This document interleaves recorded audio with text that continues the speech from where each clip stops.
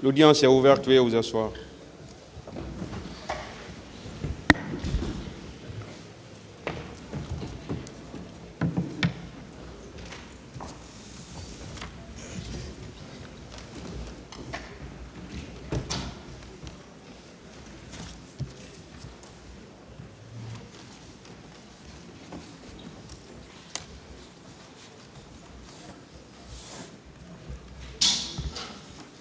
Veuillez mettre les téléphones sur le mode silencieux, s'il vous plaît. Ministère public compte M. Cécile Raphaël Abba, M. Alpha Madou Baldé, M. Marcel Guilavogui, M. Claude Pivi, M. Moussa Kieboro Kamara, M. Ibrahima Kamara Di Kalonzo, M. Aboubakar Diakité Di Toumba, M. Blaise Goumou, M. Moussa Dadis Kamara, M. Mamadou Aliou Keïta, M. Abdoulaye Chérif Diaby, M. Paul Mansa Guilavogui, Parti civil, M. Ouribaï Loba et plusieurs autres, la Fédération internationale des ligues de droits de l'homme, FIDH, l'Organisation guinéenne de défense des droits de l'homme et du citoyen, OGDH, l'Association des parents victimes et amis du 28 septembre 2009, AVIPA, M. Ben Youssouf Keïta, venez à la barre, s'il vous plaît.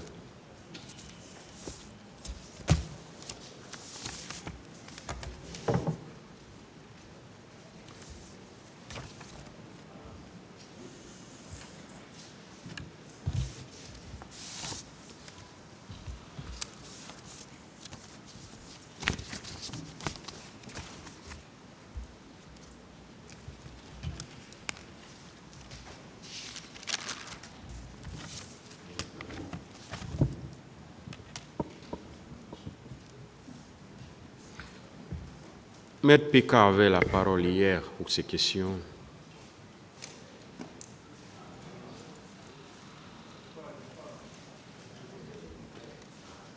Je n'ai pas compris.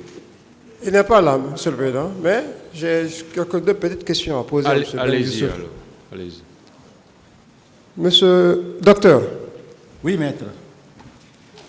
Votre intervention m'a intéressé. Merci. Hier. Oui.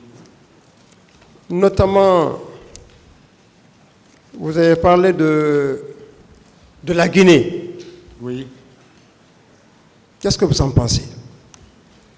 Vous avez parlé de la Guinée, la paix. Oui. Oui. Est-ce que de ce procès, oui, on peut prôner la paix entre tous les Guinéens? Affirmatif. Si le procès se passe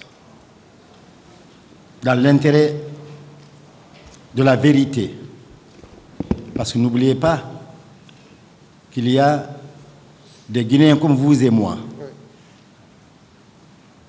qui ont le même droit et le même devoir que nous, qui, je vais le dire au passé, méritaient de vivre comme nous,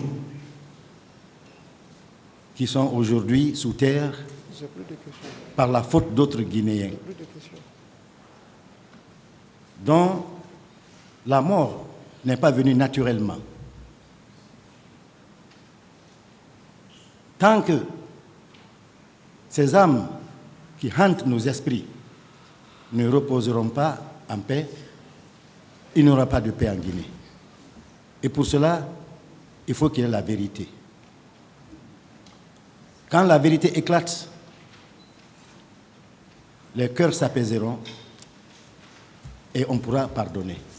C'est seulement après le pardon qu'il pourra avoir une réconciliation entre tous les Guinéens, et c'est après ça que la Guinée sera en paix.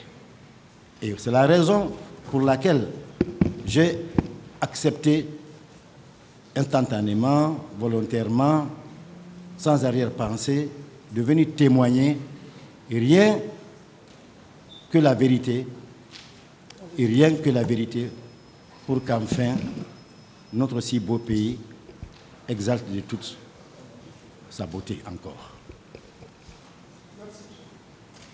Merci. Honorable Keïta, Je reviens à la charge très sommairement.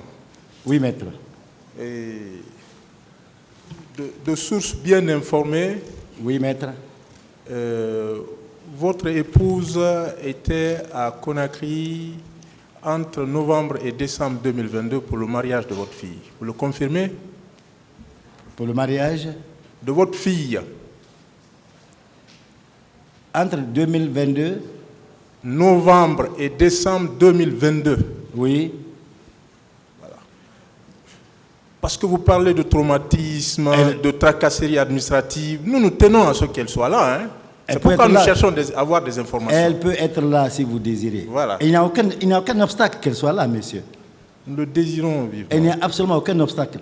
Vous pouvez la convoquer, vous pouvez les déposer sur le C'est pays bon, pour hein, qu'elle vienne. c'est bon. Voilà. Donc Oui, vous oui. confirmez qu'elle était effectivement à Elle Conakry. peut être ici quand vous le voudrez.